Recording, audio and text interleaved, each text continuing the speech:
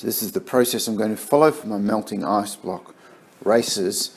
The investigation question is there. I've got that sorted. I've brainstormed all those possibilities. I've chosen one to investigate at a time. First one's going to be over the heater, and then there's going to be others after that. Things I'm going to keep the same are things like the same size ice blocks, the same water, the same time out of the fridge, the same temperature where possible, and the same plastic bag. So off I go with my first one. I've got ice blocks ready, and I'll put one in a plastic bag here, and I'm going to head over to the heater to get that going. Put it over heater, and that's why it's in a plastic bag, and I'm going to let that go, start my timer.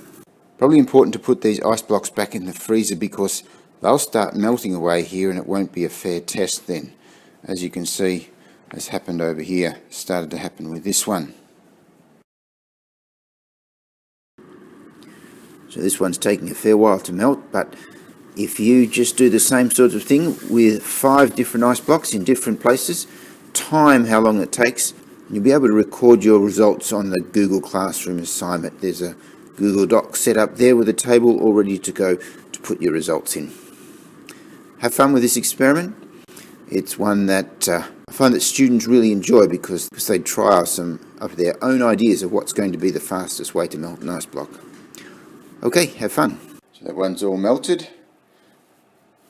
I can try my next way to see if I can find an even quicker way to melt an ice block. So we ask ourselves the same question as we have for the last few weeks. Is a melting ice block a chemical or physical change?